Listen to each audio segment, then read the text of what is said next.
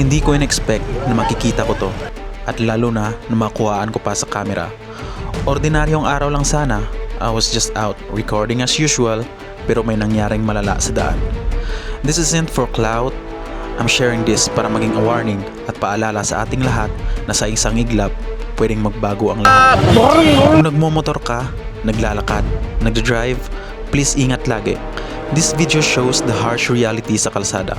Like, subscribe, and share, not for views, but to help raise awareness. Sana may matutunan kayo dito.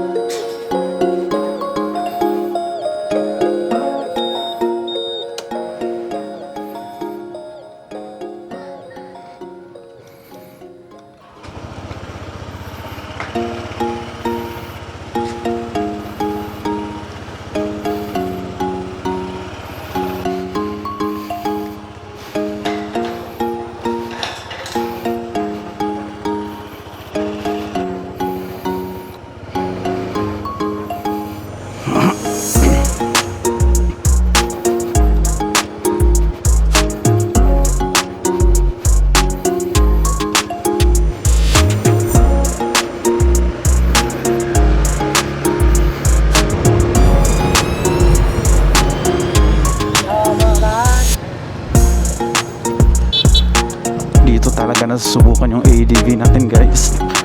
Medyo magaspang yung daanan dito eh.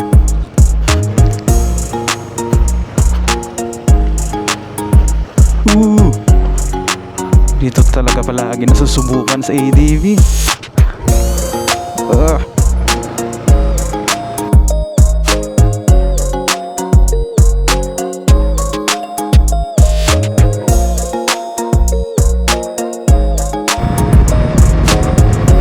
Dito may property ako na kinuha dito eh. Dito banda. Ang daming tao. Ang dami siguro ang dayo.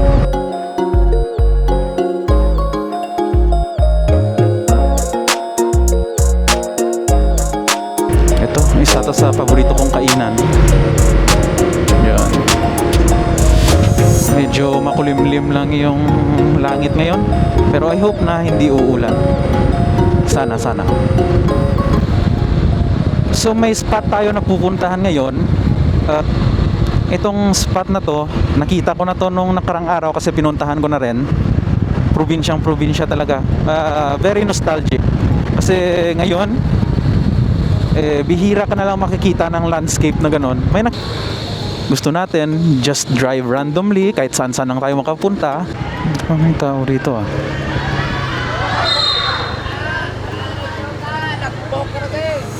So here comes the spot. Ooh. Ooh. Ang ganda ng mga palayan dito. Napaka-healthy, napaka-green.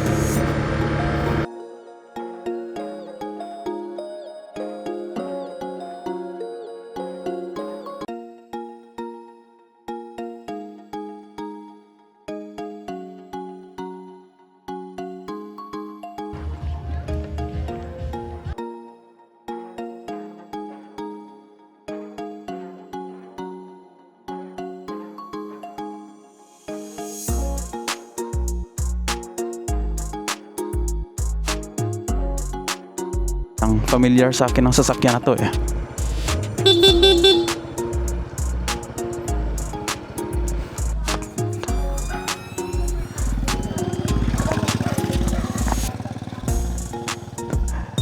Ano mapasagod ka naman? Bilatibay agad ya. Pasagod na naman. So sa may parayan to. Dito ay mga moto. Ramag eh. Din. Sa din. Ano ah? Parang may disgrasya guys ah. Ay pusang gala. Disgrasya guys. Ay. Ano ba naman yan? What the shits? Fuck. Ano to? Ay. Ay.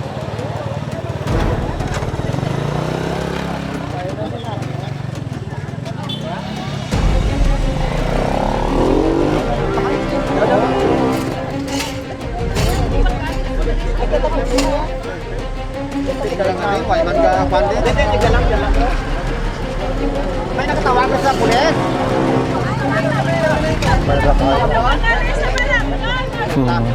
Ayaw kong gumalaw dyan guys. Baka mamaya may protocol pa naman na hindi gagalawin. Nakainam ka dyan?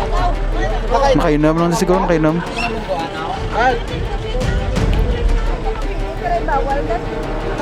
Ilan na lang, Roy?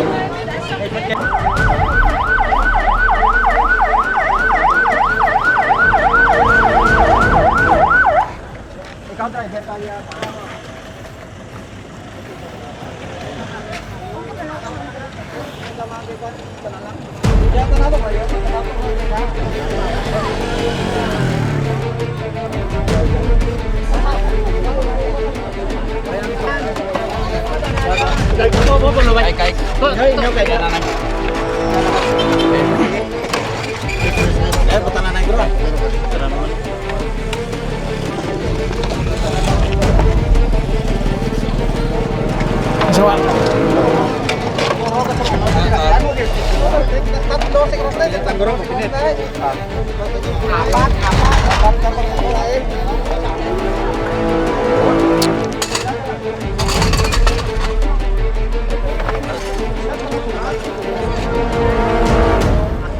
Nakabulag.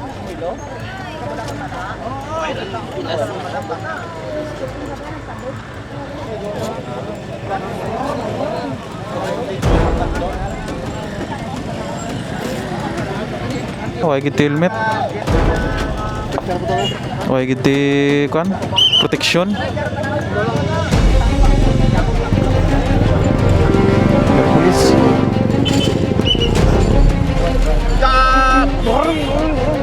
Ang naluya kung bata.